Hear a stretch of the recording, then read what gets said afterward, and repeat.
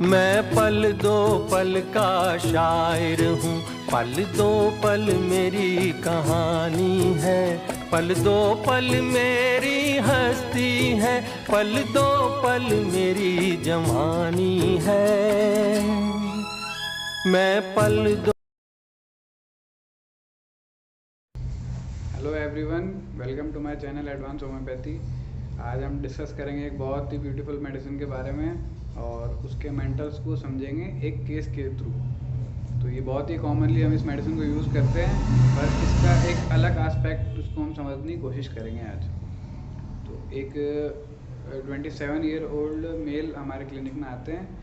उनको varicose ulcer था, तो जो उनको पिछले कुछ 1-1.5 साल से उनके धीरे धीरे करके डेवलप हुआ। उनके वेरिकोज वेन की कंप्लेंट्स थी और धीरे धीरे उनके लेफ़्ट लेग में एंकल के पास उनके धीरे धीरे एक छोटा सा वुंड टाइप, जिसे अपन घाव बोलते हैं, वो डेवलप हुआ और वो धीरे धीरे उसका साइज़ बढ़ना चालू हुआ। और अभी उसका जो साइज़ है वो अभी हम आपको स्क्रीन पे डिस्प्ले हो जाएगा, आप देखिए। ये हमारे क्लिनिक में आए थे 27 अक्टूबर को, 27 अक्टूबर 2022। तो ऐसा हुआ कि ये आए तो इनसे पूछा कि ठीक है बताइए इसमें आपको क्या क्या कंप्लेंट्स हैं। तो इन्होंने बताया कि इसमें जैसे ये ज़्यादा देर तक खड़े रहते हैं तो उससे इनको इसमें पेन होता है और इसमें से डिस्चार्ज होना स्टार्ट हो जाता है। जितना ज़्यादा ये खड़े रहने की कोशिश करते हैं उतना ही इनको दिक्कत ज़्यादा होती है। हाँ, मैंने आपको एक चीज़ नहीं बताई, ये एक बार्बर हैं, इनका खुद का सलून है, तो ये उसको रन करते हैं। और इनका काम भी जैसे आप प्रोफेशन ऐसा ही है कि उसमें खड़े रहना पड़ता है, तो उससे इनको प्रॉब्लम भी ज़्यादा होती है। तो ये उसके लिए कुछ स्टॉकिंग्स और कुछ और इसको बैंडेज वगैरह कवर करके इसको रखते थे ताकि ब्लीडिंग वगैरह ज़्यादा ना हो। तो इसमें से डिस्चार्ज भी होता था, कभी पस कभी ब्लड बहुत ज़्यादा, और उसको ये रोज़ एक तरह से उसकी ड्रेसिंग करवाते थे मतलब। तो ये चल रहा था। अभी फिर इनसे पूछा कि भी ठीक है, ये सब को लेके आपको अब क्या कंसर्न क्या रहता है, ज़्यादा स्ट्रेस क्या है इसके बारे में। तो इतना बोलते ही उन्होंने जवाब दिया कि भाई डॉक्टर साहब ऐसा है कि मैं मेरी फैमिली में अर्निंग मेंबर मैं ही हूँ, उसके फादर की डेथ हो चुकी। तो बोले कि मेरी मम्मी है घर में, मेरा छोटा भाई बहन है, वो लोग हैं। और ये जब से हुआ है तो मेरे को मतलब जैसे काम खड़े रहने का ही है, और ज़्यादा देर अगर वो खड़े रहते हैं तो उससे इनको प्रॉब्लम भी होती है। तो इन्होंने ऐसा किया कि कुछ दिन के लिए सोचा कि मैं रेस्ट ले लेता हूँ और फिर ये धीरे धीरे ठीक हो जाएगा। तो इन्होंने अपना शॉप को कुछ दिन के लिए बंद करा और इन्होंने 1-2 महीने का ब्रेक लिया और उस टाइम ट्रीटमेंट भी लिया।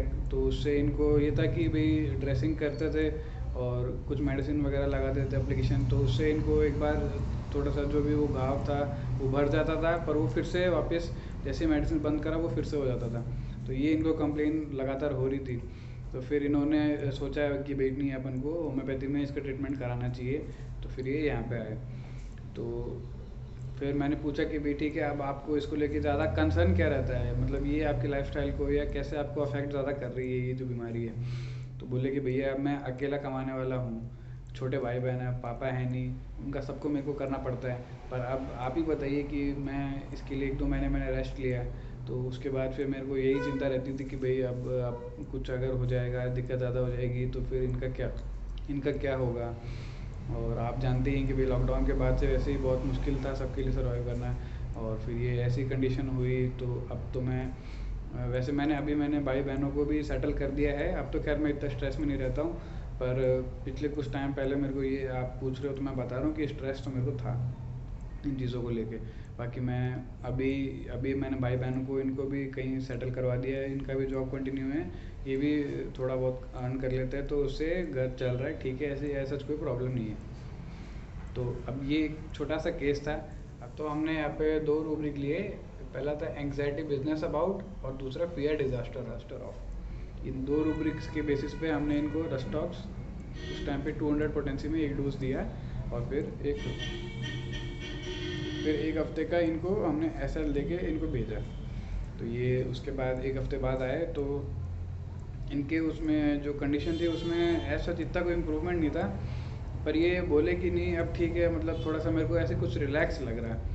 मेरे ये है कि ठीक है, अब मैं जैसा अपना काम करता हूँ तो मैं आराम से ज़्यादा देर तक पहले से पहले जितना तो नहीं खैर, पर मैं पहले से ज़्यादा देर तक अब खड़ा रह सकता हूँ। और दिक्कत तो अभी भी हो रही है, पर पहले जितना अब उतना कंसर्न नहीं है। ठीक है, फिर इनको वापस से 1 हफ्ते का SL दे के इनको भेजा गया।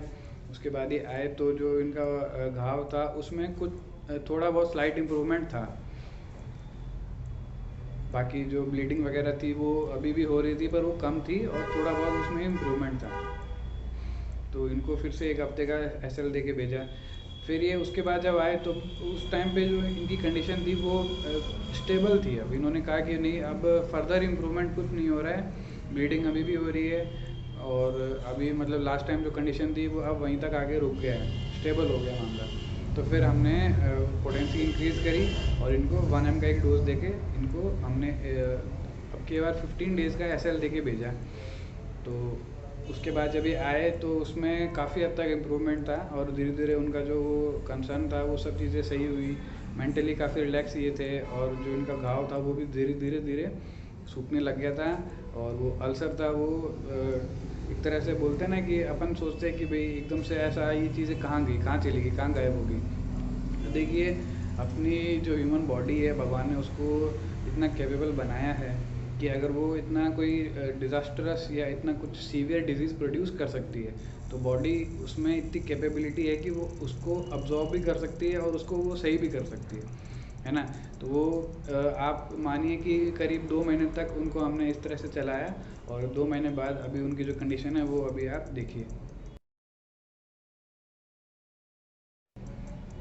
तो ये सब 2 महीने के अंदर बॉडी ने इतना, जो उनके माइंड ने चीज़ें फील करी वो चीज़ें बॉडी ने रिफ्लेक्ट करी, और सिर्फ जो 1 मिलीग्राम की डोज से उनकी धीरे धीरे जो वाइटल फोर्स में डिस्टर्बेंस था वो धीरे धीरे नॉर्मल हुआ, और आराम से उनका अल्सर ठीक हो गया। हमने अभी एक केस देखा। अब थोड़ा सा रस्टॉक्स एज अ पर्सन, एक पर्सनालिटी कैसी होती है उसको हम समझने की कोशिश करेंगे रूब्रिक्स के मदद से। हम सब अपने स्कूल डेज में, सॉरी कॉलेज डेज में हम सब जानते हैं, हमने पढ़ा है कि rhus tox is better by warmth and gets aggravated by cold weather, wet weather, rainy season, dampness. तो कभी आपने सोचा है कि भाई जो डैम्पनेस है वो ऐसा क्या है कि भाई डैम्प से रस्टॉक्स में अग्रावेशन होता है, डैम्पनेस से ऐसा क्या होता है एक्चुअली कि चीज़ें उसके लिए वर्स होती हैं। तो इसको हम थोड़ा सा इसके मेंटल्स के से रिलेट करने की कोशिश करेंगे और उनको लिंक करके आपस में समझने की कोशिश करेंगे कि एक रस्टॉक्स पर्सनैलिटी कैसी होती है, कैसा बिहेव करेगी, है ना। देखिए, रस्टॉक्स एक फैमिली ओरिएंटेड आदमी होता है जो कि हमेशा अपने एज अ प्रोवाइडर रहना चाहता है फैमिली में।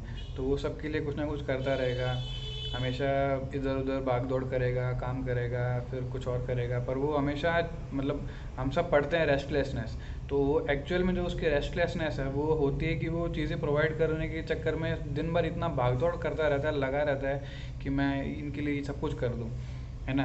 तो अब कुछ रूब्रिक्स हम देखते हैं इसके। आइए, केयर्स फुल ऑफ अदर्स, है ना।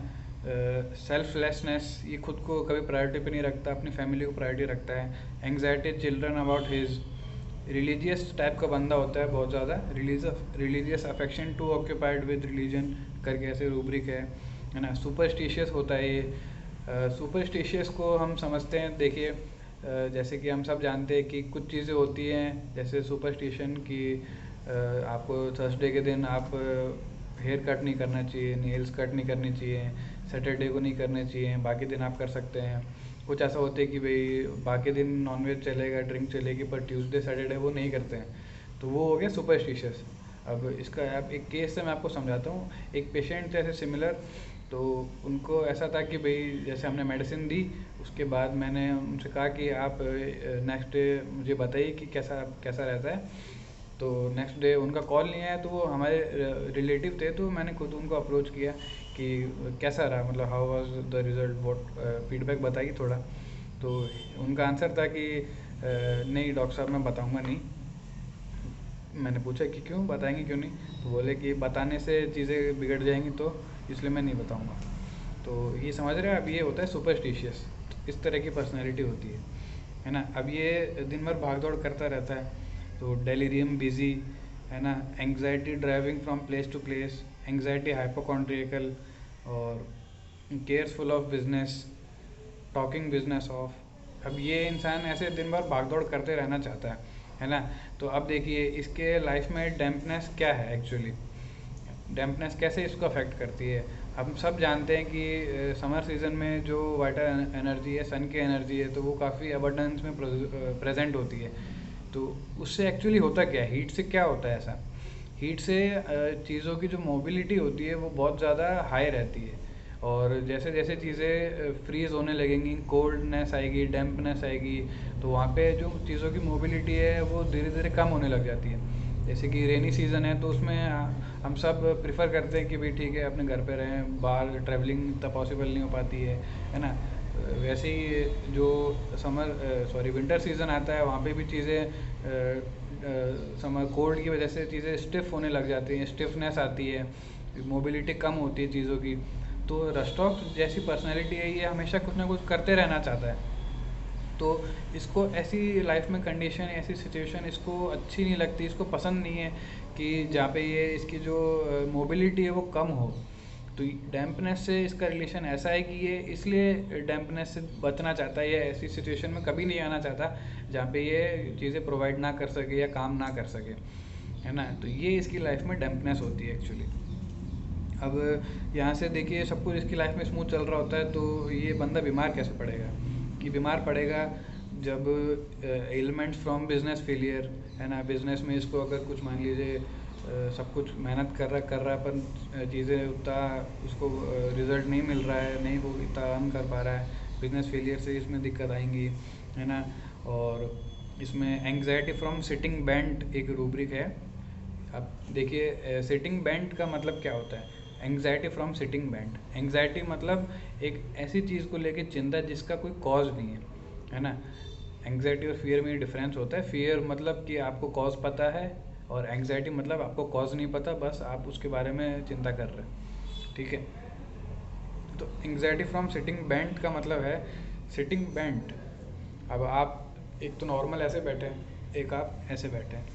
सिटिंग बेंट में क्या है एक्चुअली, आप एक ऐसी स्टेट में हैं जहाँ पे आप अब अपना काम उतना स्मूथली नहीं कर पाएंगे, है ना। एक आप ऐसे बैठे हैं तो आप अपने सारे आपके हैंड्स भी फ्री हैं, आप अपना मूवमेंट अच्छे से कर सकते हैं। पर सिटिंग बेंट में आप एक ऐसी सिचुएशन में आ गए जहाँ पे अब आप अपना काम उतना स्मूथली नहीं कर सकते। अब देखिए नेक्स्ट रूब्रिक आता है फियर डिज़ास्टर ऑफ, है ना। तो डिज़ास्टर वर्ड को अगर हम समझे तो डिज़ास्टर एक ऐसी कंडीशन है, ऐसी सिचुएशन है जिसमें सब कुछ ख़त्म हो जाता है, कुछ भी बचता नहीं है ना। जैसे कि सुनामी थी, सुनामी आई, ऐसी सुनामी आई कि सब ख़त्म हो गया, सब तहस नहस हो गया, इट वॉज अ डिज़ास्टर। तो वैसे ही फियर डिज़ास्टर ऑफ, अब जैसे अगर हम समझें तो जो केस था अभी हमारे केस में, आपने देखा होगा उनसे जब पूछा गया कि उनके कंसर्न के बारे में, तो उन्होंने क्या बोला कि अगर मुझे कुछ हो गया या मेरी जो पैर की कंडीशन है ये बढ़ गई ज़्यादा, इसमें कुछ हो गया तो इनका क्या होगा, मुझे कुछ हो गया तो इनका क्या होगा। तो ये एक तरह से रस्टॉक्स की लाइफ में डिज़ास्टर यही है कि अगर मुझे कुछ हो गया तो फिर पीछे से मेरी फैमिली का, बाकी लोगों का क्या होगा, है ना। तो क्योंकि ये फैमिली ओरिएंटेड पर्सन होता है तो ये कभी भी ऐसी चीज़ नहीं देखेगा, और इन्हीं चीज़ों के बारे में ये सोचता रहता है कि अगर मुझे कुछ हो गया तो मेरी फैमिली का पीछे से क्या होगा। तो इसलिए हमने रूब्रिक लिया था फियर डिज़ास्टर ऑफ। इसमें नेक्स्ट रूब्रिक आता है फियर सुपरस्टिशियस। तो अब इस रूब्रिक में आई थिंक रस्टॉक्स एक सिंगल मेडिसिन है, तो इसे हम अगर समझ गए तो हम रस्टॉक्स की जो फीलिंग होती है, उसकी जो वाइटल फोर्स की जो लैंग्वेज होती है, उसे हम काफ़ी हद तक समझ पाएंगे। फियर सुपरस्टिशियस का मतलब देखिए क्या होता है। सुपरस्टिशियस का मतलब यही होता है कि जैसे आपने कुछ अपने एक थॉट्स बना रखे हैं कि भाई ये चीज़ें ऐसी होनी चाहिए, पर्टिकुलर वे में ही एक्ट करेंगी, वो होता है सुपरस्टिशियस। अब सुपरस्टिशियस इसको भी मैं आपको एक केस से समझाता हूँ। एक ऐसे सिमिलर एक हमारे पास केस था जिसमें हमारे क्लिनिक के जस्ट सामने एक चाय वाले थे, उनका केस है ये। तो वो काफ़ी एक कंफ्यूजिंग केस था एक्चुअली मेरे लिए, क्योंकि उस टाइम पे मैंने ये नया नया समझा ही था इस रूब्रिक को, तो उस टाइम मैं काफ़ी कंफ्यूज था एक्चुअली। वो केस ऐसा था कि वो अंकल मेरे पास आते हैं अचानक से उस दिन क्लिनिक में, एक्चुअली उस टाइम हमारा लंच पीरियड चल रहा था तो हम फ्री थे। तो वो आए भागे भागे कि डॉक्टर साहब मुझे मेडिसिन दो कुछ। मैं क्या बताइए क्या हुआ। तो ऐसे ऐसे पॉइंट करके बोलते हैं कि इधर मेरे चेस्ट में यहाँ पे ऐसे पेन सा हो रहा है। मैं कहा अच्छा ठीक है, तो बताइए क्या कैसे है, कब से क्या खाया था आपने। तो बोलते हैं कि वो तो पता नहीं डॉक्टर साहब, पर ये पेन है किस चीज़ का, गैस का ही होना चाहिए, आप बताओ गैस का ही होगा और क्या है। तो मैं बोला कि हाँ वो तो हो सकता है, बाकी आप बताइए आपने क्या खाया पिया था। तो उन्होंने ऐसा कुछ नहीं खाया था कि भाई गैस की कुछ प्रॉब्लम हो। तो फिर मैंने पूछा कि ठीक है, अब इसको लेके आपको क्या कंसर्न है। तो बोले कि नहीं कंसर्न तो ऐसा कुछ नहीं है डॉक्टर साहब। तो उस टाइम मैं काफ़ी कंफ्यूज था स्ट्रेमोनियम में, मैं स्ट्रेमोनियम की तरफ जा रहा था। पर उन्होंने जो ये अगली बात बोली, इससे फिर ये क्लियर हुआ कि नहीं ये कुछ और है। उन्होंने कहा कि डॉक्टर साहब अभी कुछ टाइम पहले मेरे जो बड़े भैया हैं उनके ऐसी दिक्कत थी, तो उनके हार्ट अटैक आया था और उसके बाद उनकी डेथ हो गई। अभी ये 1.5 साल पहले की बात है और 6 महीने पहले उनकी मदर की डेथ हो गई। तो उनकी वजह से सिमिलर प्रॉब्लम थी। तो मैं बोला अच्छा तो फिर अभी आपको क्या लग रहा है। तो बोले कि नहीं कुछ नहीं, बस वो बड़े भैया गए फिर अब मदर गई, तो अब बस ऐसा रहता है कि कहीं अब नेक्स्ट नंबर अपना तो नहीं है। ऐसे बोल के वो हंसने लग गए। तो ये जो आप यहाँ से आप समझ पाए होंगे, तो ये था सुपरस्टिशियस। मतलब उनको ऐसा लगा कि भाई अब जैसे कि पहले भैया गए, अब मदर गई, अब नेक्स्ट नंबर कहीं मेरा तो नहीं है। ये सोच के वहाँ पे वो बीमार पड़े और ये जो फीलिंग थी ये उनको हमारे तक लेके आई। तो ये था फियर सुपरस्टिशियस। तो यहाँ पे हमने उनको रस्टॉक्स दी और वो काफ़ी आराम से उनका जो पेन वेन था सब चीज़ें ठीक हो गई और वो सही हो गए। तो ये था छोटा सा केस और हमने थोड़ी बहुत आई थिंक इसको रस्टॉक्स को एज अ पर्सन समझने की कोशिश करी। अगर आपको वीडियो अच्छा लगा तो आप इसको लाइक करिए और ज़्यादा से ज़्यादा होम्योपैथ के फैटर्निटी तक पहुंचाने की कोशिश करिए। हम सबका एक्चुअली यही मोटो होना चाहिए कि भाई हमें होम्योपैथी को आगे बढ़ाना है। और जो एक्चुअल चीज़ें जैसे माइंड मेथड जो है ये काफ़ी ब्यूटीफुल चीज़ है। इससे जब से मैंने जब से ये चीज़ें अप्लाई करना शुरू करी है काफ़ी अच्छे रिज़ल्ट्स मिल रहे हैं। तो मैं आप सबको सजेस्ट करूँगा कि आप सब इस मेथड को अप्लाई करके देखिए और आपको रिज़ल्ट्स मिलेंगे, आई गारंटी काफ़ी अच्छे रिज़ल्ट्स मिलेंगे, काफ़ी अच्छा आपका एक्सपीरियंस रहेगा। मुझसे पहले कितने शायर आए और आकर चले गए, कुछ आहें भर कर लौट गए, कुछ नगमे गा कर चले गए। वो भी एक पल का किस्सा थे, मैं भी एक पल का किस्सा हूँ। कल तुमसे जुदा हो जाऊंगा, गो आज तुम्हारा हिस्सा हूँ। मैं पल